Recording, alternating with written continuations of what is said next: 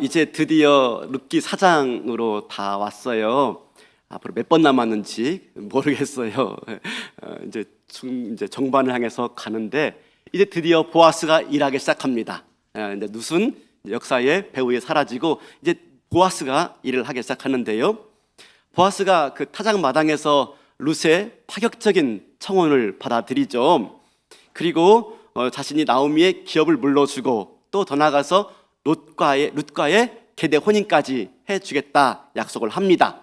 그렇지만 한 가지 장애물이 있다고 그랬죠. 무슨 장애물입니까? 네, 보아스보다 더 가까운 기업 물을 자가 있는 겁니다. 기업 물을 1순위의 사람이 있는 거예요. 그래서 이 사람이 이 나오미의 기업을 물을지 안 물을지 먼저 결정해야 되는 겁니다. 자, 그래서 이걸 결정하기 위해서 보아스가 성문에 올라갑니다. 성문에 올라가 앉았다라고 말하는데 이건 당시의 배경을 조금 이해해야지 알 수가 있습니다. 당시 성문은 왕래와 소통의 중심지였습니다. 성문 안쪽이나 바깥쪽에 넓은 공터가 있는데 여기서 시장이 열리거나 여기서 마을의 중요한 것들을 논의하는 회의가 이루어지거나 또 재판이 이루어지는 자리입니다. 성문 앞 광장이 그런 곳입니다. 그런데 앉았다라고 말한 건 뭐냐면 비로소 재판이 시작됐거나 회의가 시작되었음을 알리는 겁니다. 왜냐하면 우리가 지금도 마찬가지인데 그 재판장에 가보면 안 가봤겠지만 말입니다. 가면 안 됩니다. 네, 안 됩니다. 네, 영화 같은 데 보면은 나오지 않습니까? 이제 앉아있다가 재판관들이 들어와요. 그러면 일동길이 그러죠. 그러면 다 일어납니다. 일어났다가 재판관들 앉으면은요, 다 앉습니다. 다 앉습니다. 다 앉게 되어지면 이제 재판이 시작되는 거죠. 그걸 말하고 있습니다. 앉았다. 이제 다 준비되었고, 네, 재판이 시작되었다라고 하는 걸 말을 하고 있는 겁니다. 그때 마침 누가 나옵니까? 마침 그죠? 기업 물을 자인 아무개가 지나갑니다. 마침이라는 단어가 나오는데 우리가 2장에서도 봤죠. 룻이 우연히 보아스의 밭이 이르렀고 마침 보아스가 자기 밭을 방문하러 나왔다가 룻을 만나게 되어지죠. 우리 안에 일어나는 모든 일들은요, 우연은 없다 그랬습니다. 하나님의 시간표에 따라서 하나님의 섭리와 계획을 이루기 위한 하나님의 손길이지 우연은 없다라고 말했습니다. 그래서 우리는 어떻습니까? 우리는 일상에서 일어난 일들도 소소한 일들도 그냥 대충 넘어가면 안 됩니다. 그렇죠? 무심하게 지나치면 안 되죠. 거기에 하나님의 어떤 섭리가 있는지, 그죠? 그래서 성실하게 또 민감하게 또 겸손하게 살필 수 있어야 돼요. 이제 마침 이 기업 물을 자가 지나가게 되었는데요. 기업 무르다라고 하는데 이게 룻기의 가장 중요한 단어입니다. 기업 무르다가 히브리어로 가알입니다. 가알. 기업 무르다 또는 되찾다, 구속하다라는 의미예요. 여기에서 고엘이라는 말이 나와요. 고엘. 이건 분사형이고 명사형인데 기업을 물러주다. 그죠? 기업 물러주기, 되찾아 주기 또는 되찾아 주는 사람 또는 구속해 주는 사람이라는 고엘이 나와요. 고엘. 우리가 이제 이 고엘이라는 거에 대해서 몇 번 설명했는데 오늘 처음 혹시 듣는 분 있을까 봐가지고 잠깐 좀 설명을 좀 반복해서 드리는데요. 고엘 제도는 무엇이냐면 이겁니다. 어떤 사람이 돈이 없어가지고 자기를 종으로 팔아요. 그래서 문제를 해결하려고 종을 팝니다. 그러면 그 친척 중에 가까운 친척 중에 한 사람이 와서가지고 돈을 갚아주면서 종의 자리에서 구원해 주는 겁니다. 종에서 해방되게 해주는 겁니다. 이게 고엘입니다. 고엘.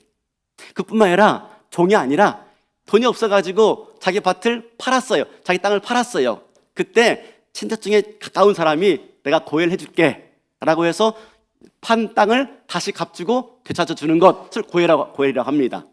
더 나가서 이 사람이 생활하다가 억울하게 죽었어요. 어떤 이웃에게 정말 억울하게 죽었어요. 그러면 그 피해 복수를 해주는 사람, 피해 보복을 해주는 사람이 고엘이에요. 고엘.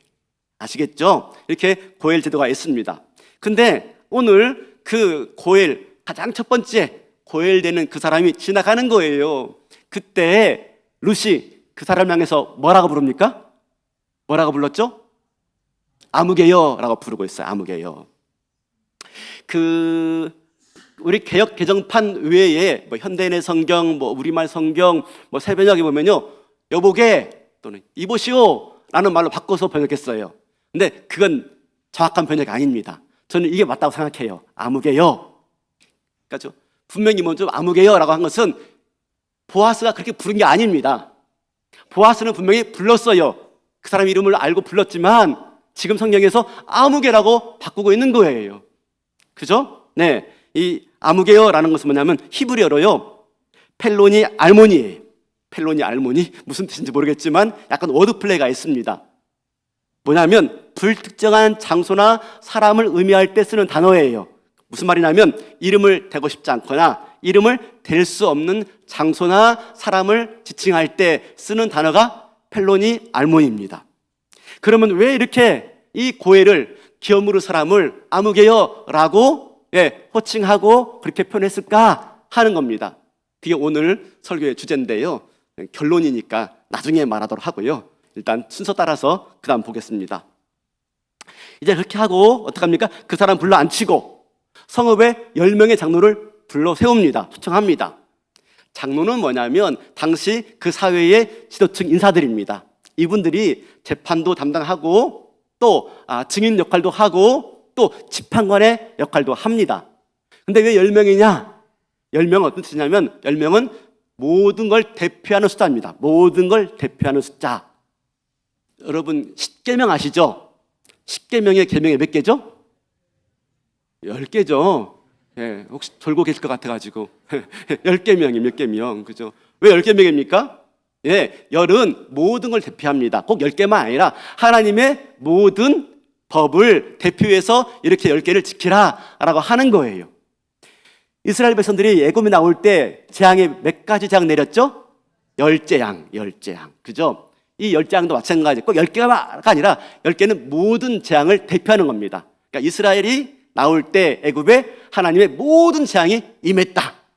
임할 수 있는 재앙이란 다 임했다 라고 하는 의미에서 10재앙이에요. 네. 그리고 이스라엘 백성들이 어느 도시에 가서 회당을 짓고 예배를 하려고 할 때 이스라엘 남자 10명이 있어야 돼요. 이스라엘 10명이 남자 10명이 있어야 비로소 예배를 드리고 회당을 구성할 수가 있어요. 뭐죠? 10명은요, 이스라엘 백성을 전체를 대표하는 거예요. 아시겠죠? 네, 그렇기 때문에 당뇨 10명을 지금 불렀다라고 말하는 것은 베들레헴 공동체 전체를 대표하는 사람들이 모였다라고 하는 의미예요. 한마디로 말하면 지금 보아스는 이 기업 무르는 일을 사사로이 취급하지 않고 있습니다. 매우 신중하게 공적으로 이 일들을 진행하고 있는 걸 볼 수가 있죠. 왜 그래요? 혹시라도 번복되지 않도록 하기 위해서 그렇습니다. 자, 이제 그리고 이 본격적인 이제 회의가 진행되어지는데요. 보아스가 그 기업 물을 자에게 이렇게 말합니다. 3절 볼까요? 3절. 보아스가 그 기업 물을 자에게 이르되 모압 지방에서 돌아온 나오미가 우리 형제 엘리멜렉의 소유를 팔려 함으로. 네, 나오미가 엘리멜렉의 소유를 팔려고 한다라고 말합니다. 이 팔려고 한다라는 말이 어려워요. 뭐 주석들을 보니까 진짜 어려워서 이거 다 말하면 머리 아플 것 같아요. 근데 간단하게 설명드리겠습니다. 간단하게 말할 것 같지만 불안하죠. 제가 워낙 쉬운 걸 어렵게 말하기 때문에 이건 미래 완료입니다. 미래 완료형. 두 가지 의미가 있습니다. 이미 팔았다라는 의미가 있고요. 이제 막 팔려고 한다. 두 가지 의미가 있어요. 무슨 말이에요? 자, 이걸 이해하려면 우리가 이스라엘의 토지법을 좀 알아야 돼요.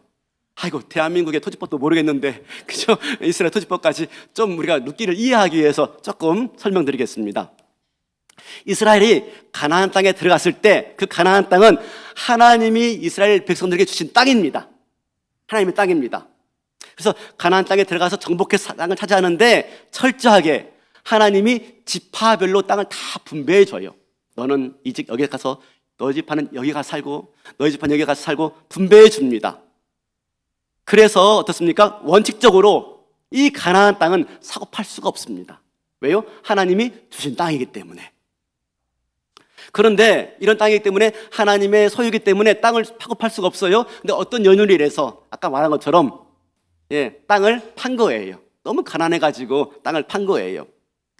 그렇다 할지라도 그 땅을 돈 주고 산 사람은요, 영원히 그 땅의 소유자가 될 수가 없어요. 왜요? 땅의 주인은 하나님이시기 때문에. 예, 내가 샀지만 내 것이 될 수가 없어요. 그래서 언제든지 판 사람이 돈이 생겨가지고 나 다시 그 땅 살게 하고 돈을 돌려주면 땅을 돌려줘야 돼요. 그뿐만 아니라 본인은 아니라 할지라도 친척 중에 고엘이 와가지고 불쌍해 안 되겠어, 내가 대신 그 땅을 사줄게, 돈 주면 다시 그 사람에게 땅을 돌려줘야 돼요. 더 나가서 나는 돈도 없고 고엘도 없다 했을 때는요, 50년이 지나면요, 50년 지나는 걸 뭐라고 말하죠? 희년이라고 합니다. 희년이 되어지면 모든 땅은 다 원래 소유자로 돌아가게 되어 있는 겁니다. 이게 이스라엘 토지법이에요. 우리 한번 말씀을 좀 보겠습니다. 레위기 25장 23절 28절입니다. 토지를 영구히 팔지 말 것은 토지를 다 내 것임이니라. 너희는 거류민이요 동거하는 자로서 나와 함께 있느니라. 너희 기업의 온 땅에서 그 토지 무르기를 허락할지니 만일 내 형제가 가난하여 그의 기업 중에서 얼마를 팔았으면 그에게 가까운 기업 물을 자가 와서 그의 형제가 판 것을 물을 것이요, 만일 그것을 물을 사람이 없고 자기가 부유하게 되어 물을 힘이 있으면 그 판 해를 계수하여 그 남은 값을 산자에게 주고 자기의 소유지로 돌릴 것이니라. 그러나 자기가 물을 힘이 없으면 그 판 것이 희년에 이르기까지 산자의 손에 있다가 희년에 이르러 돌아올지니 그것이 곧 그의 기업으로 돌아갈 것이니라. 왜 이렇게 하고 있습니까? 이렇게 하는 이유는 토지가 사람의 중요한 생존의 근거가 되기 때문에 그렇습니다. 중요한 근거가 되기 때문에. 그래서 함부로 사고 팔 수 없게 되어 있고요, 그 지파는 그 지파대로 기업을 누리도록 하신 겁니다. 왜 그래요? 하나님께서는 이스라엘 백성들이 가나안 땅에 들어가서요, 그들의 삶의 기반이 무너지는 걸 원치 않은 거예요. 그래서 하나님께서 어떡합니까? 토지 무르는 법을 제정하신 겁니다. 여러분 보세요. 그러므로 이 이스라엘 백성들에게 있어서 토지 무르기 법은 얼마나 귀한 줄 몰라요. 한 가정이 이런저런 이유로, 한 사람이 이런저런 이유로 완전히 그 공동체 안에서 삶의 기반이 무너지는 걸 원치 않으세요.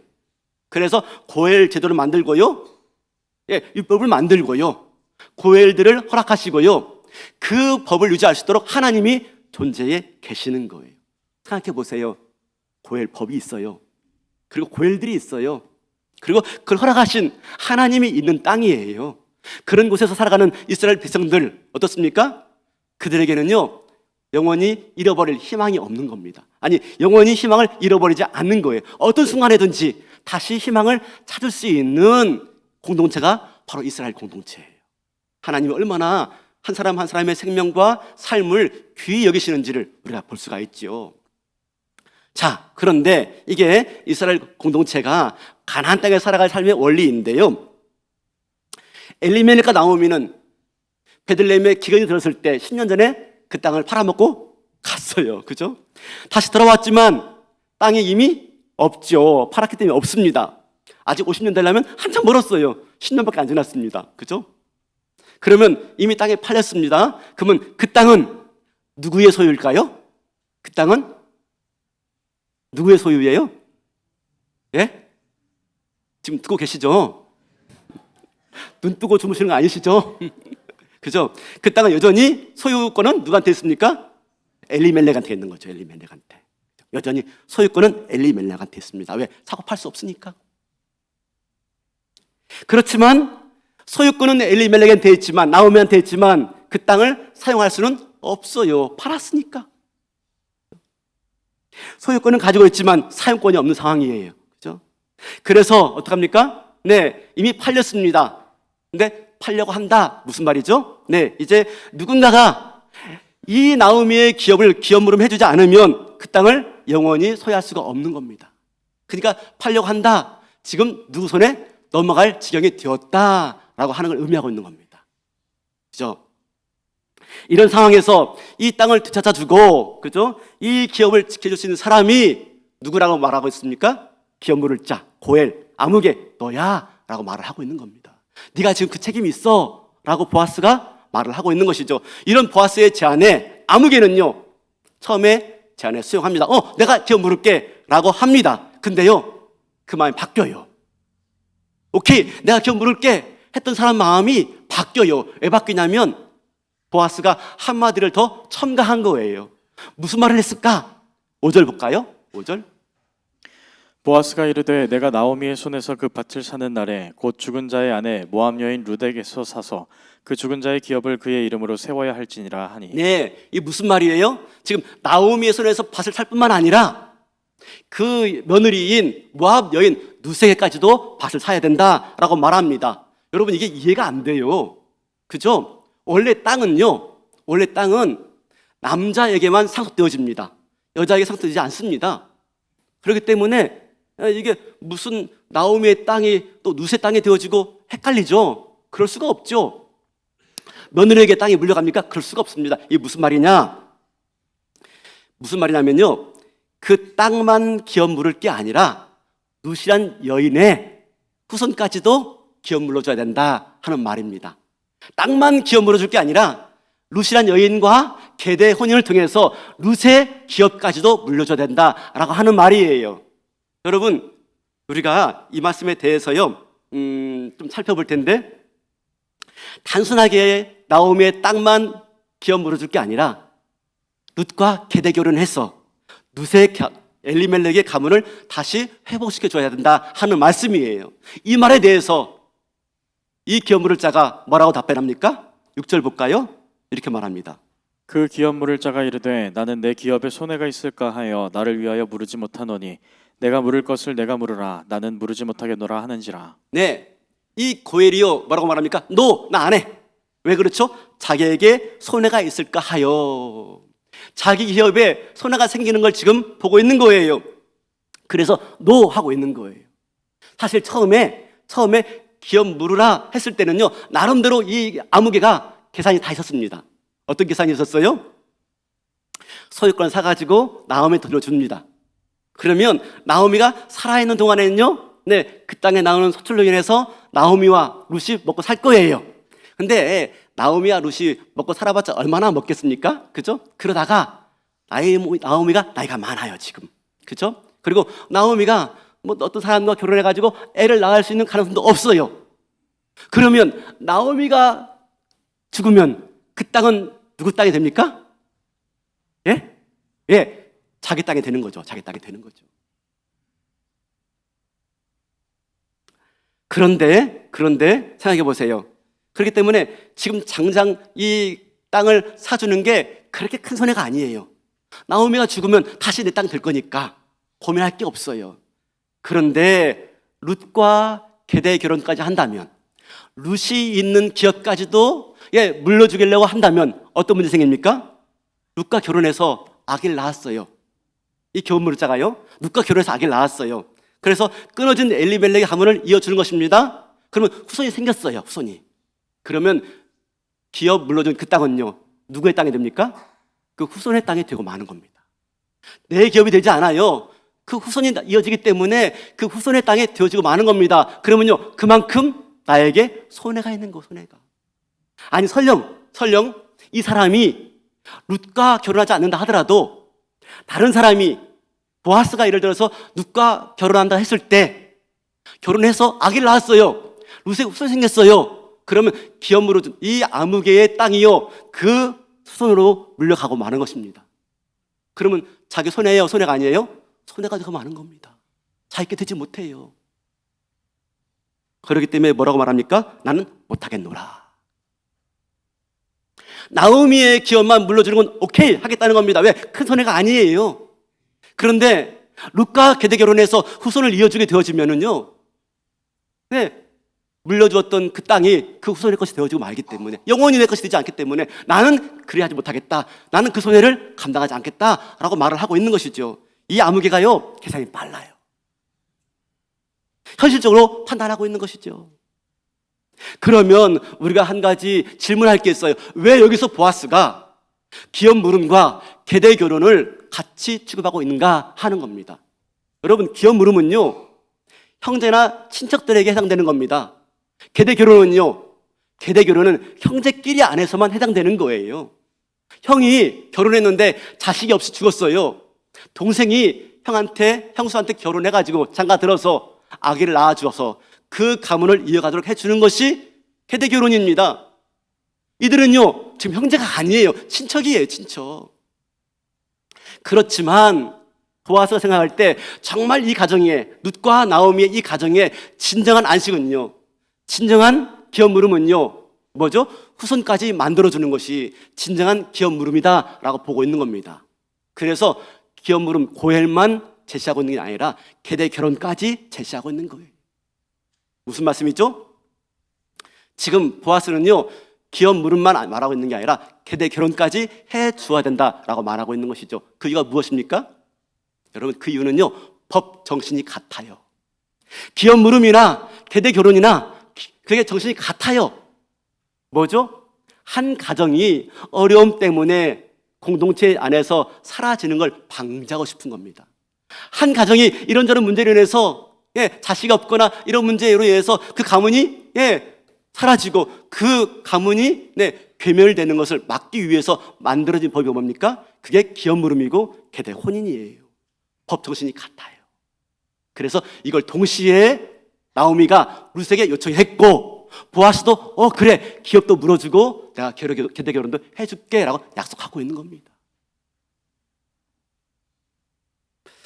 많이 어려운 것 같죠? 그죠? 네. 뭐라고요? 기업 물음과 계대 결혼은요, 정신이 같아요.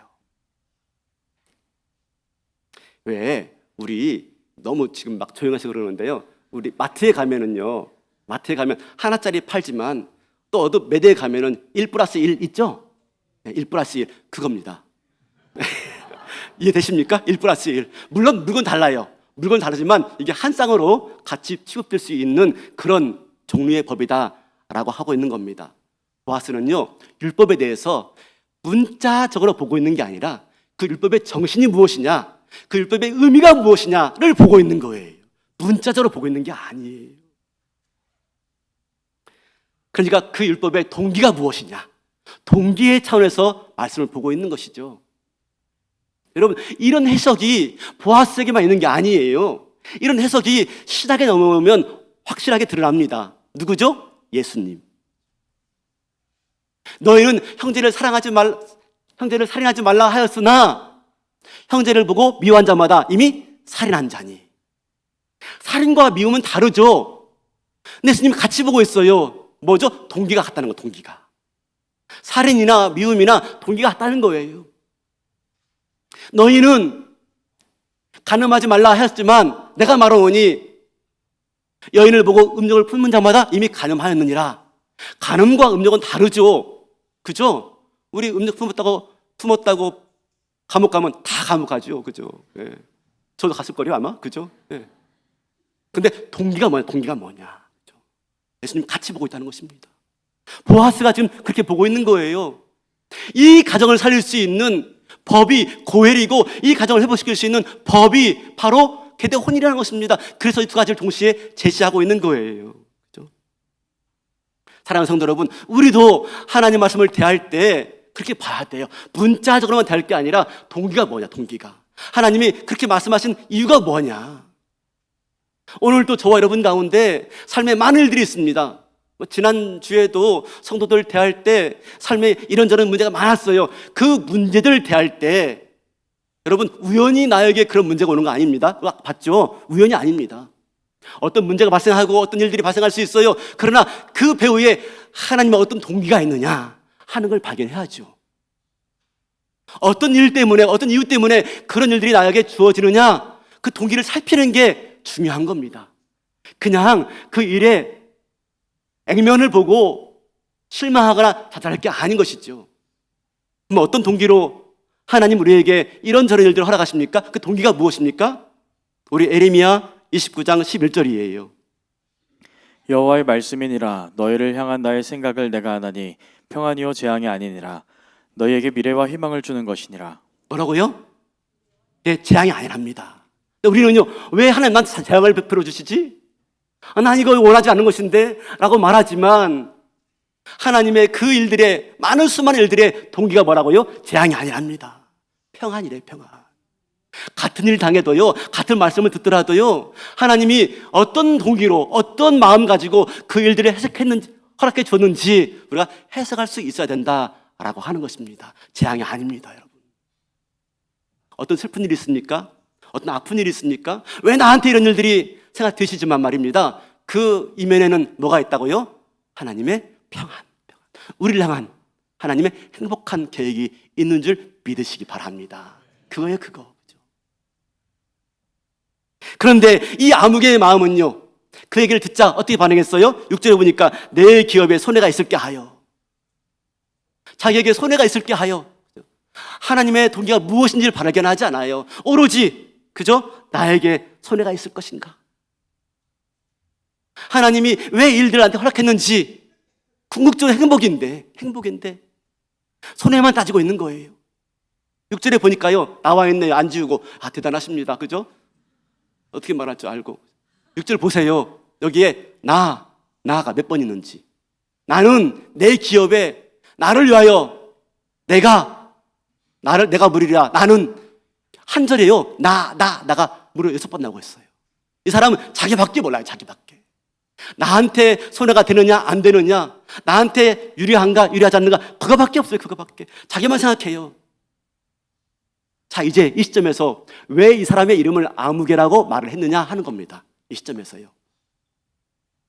아무개라고 표현한 그 이유가 무엇이냐? 많은 학자들이 말을 해요. 우리는 신학생이 아니니까 자세히 살필 필요가 없지만 간단하게 좀 살펴보면요. 첫 번째, 보아스가 이름을 몰랐기 때문이다. 아니죠. 베들레헴에 2명 있는데, 딱 2명인데 고엘이 모를 리가 없죠. 두 번째, 보아스는 알았지만 룻기의 저자가 몰랐다. 아니죠. 성령의 감동으로 쓰신 책인데 모를 리가 없지요. 세 번째, 이 기업 물은 사람이 했는데 그것이 수치스러운 일이기 때문에 후손들의 명예를 보호하기 위해서 그죠? 익명으로 처리했다. 그것도 뭐 석연치가 않아요. 네 번째, 중요하지 않는 인물을 처리하는 표현법이다. 아닙니다. 여러분, 이 사람이 좀 중요한 인물이 아닌 게 아니에요. 중요하죠. 지금 기업 물을 첫 번째 사람이에요. 여러분, 룻기에 보면은 다른 등장인물들을 다 언급하고 있습니다. 엘리멜릭, 룻, 나오미, 보아스, 심지어 오르바까지. 그죠? 돌아간 여인까지 기록하고 있어요. 심지어 죽은 사람, 2 아들, 기론과 말륜까지 한마디 없는데요, 그들까지 이름 다 기록하고 있어요. 그런데 왜 이 사람 이름이 없는 거예요? 아예 이름이 없는 거예요? 아니요, 이름이 있죠. 근데요, 룻기의 저자는요, 이 사람의 이름을 기록하지 않고요, 아무개라고 대신 표현하고 있는 겁니다. 왜 그렇죠? 의도적인 거예요. 의도적인 거. 뭐죠? 한마디로 말하면 이름조차 기록할 필요가 없는 가치 없는 인생. 이름조차 기억할 필요가 없는 가치 없는 인생. 이 사람은요, 오직 자기만 관심입니다. 자기만. 죽은 자의 이름이 끊어지는 일에 관심이 없어요. 공동체의 한 사람이, 한 가정이 어려움에 처하는 일에 관심이 없어요. 자기만 관심이 있어요. 우리 4장 5절 볼까요? 4장 5절. 보아스가 이르되 내가 나오미의 손에서 그 밭을 사는 날에 곧 죽은 자의 아내 모압 여인 룻에게서 사서 그 죽은 자의 기업을 그의 이름으로 세워야 할지니라 하니. 죽은 자의 기업을 그 이름으로 세우는 일에 관심이 없어요. 10절 볼까요? 10절. 또 말론의 아내 모압 여인 룻을 사서 나의 아내로 맞이하고 그 죽은 자의 기업을 그의 이름으로 세워 그의 이름이 그 형제 중과 그곳 성문에서 끊어지지 아니하게 하매 너희가 오늘 증인이 되었느니라 하니. 형제의 이름이 끊어지지 않도록 하는 일에 관심이 없어요. 그렇죠? 오로지 자기만 관심이 있어요. 형제들의 이름이 공동체 안에서 끊어지는 일에 관심이 없는 사람은 하나님이 그 사람 이름도 끊으시겠다. 그 뜻이에요. 이름이 없는 게 아니라니까요. 의도적으로 하나님께서요, 그 이름을 지워버린 거예요. 지워진 이름 아무개. 그렇죠? 오늘 설교 제목 힘들었습니다. 그렇죠? 남의 이름이 끊어진 일에 관심이 없는 사람은 결국 하나님이 그 이름도 끊으시겠다 라고 말씀하고 있는 거죠. 그게 아무개예요. 사랑하는 성도 여러분, 우리는 어떻게 우리 이름이 기억될까요? 우리에게 아무개로 그냥 기억되고 말까요? 아니면 참 훌륭하신 목사님, 참 귀하신 장로님, 권사님, 집사님, 그렇죠? 기억될까요? 마침내 이 사람이 어떻게 하냐면요, 이렇게 합니다. 7절 8절 볼까요? 7절 8절. 옛적 이스라엘 중에는 모든 것을 무르거나 교환하는 일을 확정하기 위하여 사람이 그의 신을 벗어 그의 이웃에게 주더니 이것이 이스라엘 중에 증명하는 전례가 된지라. 이에 그 기업 물을 자가 보아스에게 이르되 내가 너를 위하여 사라 하고 그의 신을 벗는지라. 내 신을 벗어요. 이건 계대 혼인법을 거부할 때 하는 모습인데요. 신명기에 나오는데 계대 혼인법을 거부할 때 어떡합니까? 주변 사람들이 그 사람에게 침을 뱉어요. 그리고 신발을 벗깁니다. 그리고 이렇게 말합니다. 신벗김을 당한 가정, 신벗김을 당한 가정이라는 오명을 붙여줘. 오명을. 신벗김을 받은 자의 집. 부끄러운 일이죠. 왜요? 친척으로서 공동체에 책임이 없기 때문에 그런 오명을 뒤집어 쓰는데 이 사람은 나 안 받겠다라고 말해요. 부끄러움을 몰라요. 부끄러움.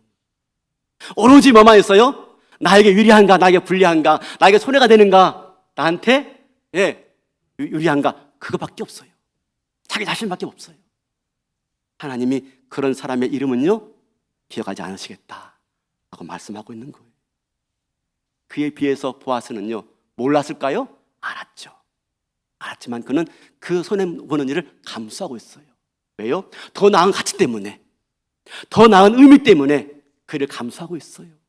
공동체를 세우고 공동체를 회복하는 일, 그게 더 나은 가치고 하나님이 기뻐하시는 일이라는 걸 알았기 때문에 거기에 자기의 손해를 감수하고 있는 거예요. 그래서 그 가정에 누가 나옵니까? 왕이 나오는 거예요. 왕이 그냥 나오는 게 아닙니다. 이 보아스의 가문 가운데 다윗 왕이 나오죠. 그냥 나오는 게 아니에요. 공동체를 생각하고 공동체를 세우는 일에 자기를 헌신하고 희생하는 사람의 가문 가운데 공동체를 다스릴 수 있는 왕이 나오는 줄로 믿습니다. 그냥 나오는 게 아니라니까요. 오늘날 우리는 어떻습니까? 우리는 나만, 우리 아이만. 여러분, 그런 아이들이 나중에 자라나가지고 이 사회의 리더가 된다고 생각해 봅시다. 자기밖에 몰라. 끔찍하죠. 우리가 길러내야 될 다음 세대가 어떤 마음을 가지고 어떤 가치를 배워 살아가느냐 하는 게 중요한 거죠. 우리도 마찬가지인 거죠. 더 나은 가치가 있는데 현실적인 유불리에만 관심 있는 거 누구예요? 에서죠. 에서와 야곱 아시죠? 에서는요 장자권, 축복권 관심 없어요. 그거 별 의미 없어요. 당장 필요한 거 팥죽 한 그릇, 현실적인 거 그걸 배불리는 게 에서의 전부였어요. 그래서 장자권, 축복권을 팔아버리고 맙니다. 팥죽 한 그릇에. 그에 비해서 야곱은요, 야곱 비록 그는 약삭빠라고 간교하고 속이는 인간이지만 그는 뭘 가치 있게 여겼어요? 하나님 손에서 주어지는 것, 하나님 주시는 장자권, 하나님 허락하신 축복권, 여기에 더 우선 가치를 두고 있는 거예요. 그래서 마침내 야곱을 통해서 그리스도의 계보가 나오게 되어지고 야곱의 축복이 나오게 되는 줄로 믿습니다. 어떤 걸 더 가치 있게 여기느냐?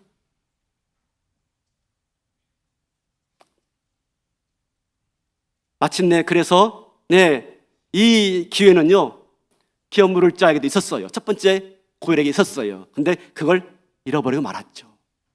그렇죠? 마침내 팥죽 한 그릇에 팔아버리고 만 거예요. 네가 가져라.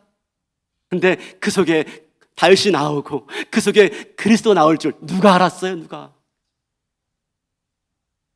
사랑하는 성도 여러분, 우리는 그죠? 이 시대는요 부끄러울 줄 몰라 해요. 자기밖에 몰라요. 내 가정 나만 지키기 위해서 모든 게 다 가능해요. 부끄러움을 몰라요. 부끄러움. 근데 한번 생각해 보자고요. 우리가 이 자리까지 오게 된 게 내 힘만 가지고 왔나요? 우리가 지금 여기 존재하는데 우리 힘으로만 왔나요? 아니죠. 누군가의 도움이 있고 손해가 있고 누군가의 섬김이 있어서 이 자리에 온 거 아니겠습니까? 교회학교 선생님 지금 모집하고 있는데요. 그죠? 그분들의 눈물과 헌신이 있어서 이 자리에 있는 거 아니겠습니까? 순장님과 1:1 양육자와 바나바와 사람의 많은 손길을 통해서 우리가 여기 와 있는 거 아니겠습니까? 그 어느 누구도 혼자 존재하지 않아요. 부모님의 사랑이 있었고요, 부모님의 눈물이 있었고요, 수많은 사람들의 손길이 있었기 때문에 이 자리에 오게 된 거죠. 우리가 그 은혜로 와 있다면 우리도 그 역할들을 감당해야 되는 것이죠. 이번 주에 한 성도 가정을 신방을 했어요. 근데 처음에 남편 따라 이 당진으로 이제 이 남편 직장이 있으니까요 오게 되었는데 많이 힘들었대요. 도시에 살다가 당진 왔는데 너무 힘들었대요. 초기에. 그래서 우울증도 걸릴 것 같고 많이 힘들어가지고 곧 떠나갈까? 한 1, 2년만 있다가 갈까? 고민하고 있었대요. 그때 많이 힘들 때 참 도움했던 분들이 누구냐면은 전회교회 권사님들, 전회교회 구역의 권사님들이 전화해주고 기도해주고 때마다 시마다 김치 해가지고 보내주고, 네, 또 고구마 캐면 고구마 캐도 보내주고, 이런저런 조언과 기도를 많이 해주면서 너 당진 가가지고 이런 교회 찾아야 돼. 네가 갈 교회 이런 교회야 라고 하면서 말을 해주더래요. 그게 우리 교회래요. 그렇죠? 생각해 보세요. 이사 갔잖아요. 떠나갔잖아요. 뭘 더 섬겨야 돼요? 안 섬겨도 됩니다. 근데 끝까지 그 가정이 잘 정착할 수 있도록 도와주고 지원해주고 그런 성격이 있었기 때문에 오늘 이렇게 있어요 라고 하는 말을 듣게 되었습니다. 사랑하는 성도 여러분, 우리는 그 어느 누구도 혼자 존재할 수가 없어요. 누군가의 손길이 없다면 우리는 이 자리에 있을 수가 없는 것이죠. 이제 우리가 그 손길이 되어줘야 하는 거죠. 성경의 이야기는요, 고엘이에요, 고엘. 성경을 한마디로 말하라, 고엘이에요, 고엘. 하나님 우리의 고엘 되어 주시고요, 예수님이 우리의 고엘 되어 주신 겁니다. 죽을 수밖에 없는 우리를 위해서 피 흘려 대신 죽으시고 우리를 사해 주시고 영원한 죄의 종에서 구원해 주어서 하나님 백성 되게 해 주신 것입니다. 그리스도가 우리의 고엘이죠, 고엘. 그래서 그리스도의 이름이 영원토록 불려지고 그리스도의 이름이 영원토록 경배되어지고 그 이름이 찬양받기에 합당한 이름이 된 줄로 믿습니다. 고엘의 이름이 기억되는 거, 고엘의 이름이. 그 사명을 포기한 자는요, 아무개가 될 수밖에 없어요, 아무개가. 우리가 그 은혜로 말미암아 예수님이 고엘 되어 주셔서 그 은혜로 말미암아 여기 와 있다면 이제 우리가 그 역할들을 감당할 수 있는 저와 여러분 될 수 있길 바라겠습니다. 그죠? 그래서 내가 누군가 세워주고 누군가 무너진 삶을 일으켜주고 기도해주고 더 나가서 우리 이웃 가운데, 이 사회 가운데 무너진 사람들, 소망이 없는 사람들, 영혼을 잃어버린 영혼들 찾아가서 우리가 그들의 고엘 되어주시는 은혜가 있길 바랍니다. 우리 교회가요, 그런 고엘들이 많았으면 좋겠어요. 그죠? 우리 교회가 그런 고엘들이, 어떤 교회, 교사 고엘이 있고 장로님 고엘이 있고 권사님 고엘이 있고, 그죠? 고엘들이 많은 거예요, 고엘들이. 여러분, 그런 공동체가 얼마나 행복하겠습니까? 행복하죠. 이 사회가 더 많은 고엘들로 채워지는 은혜가 있으면 얼마나 좋겠습니까? 가정이 무너지지 않고 공동체가 무너지지 않을 때 우리가 영원히 이 땅 가운데서 장구하리라 라고 말씀하고 있는 것입니다. 주의 말씀 따라서 오늘 또 잊혀지는 존재가 아니라, 지워지는 암흑이가 아니라, 그죠? 영원히 기억되어지고 찬송되어지는 예수 그리스도 그 고엘의 이름처럼 기억되어지는 인생으로 천국에서, 이 땅에서는 무명처럼 보일 수 있어요. 그러나 천국에서 기억되어지는, 천국에서 해같이 빛나는 아름다운 고엘 되시기를 주님의 이름으로 축원합니다.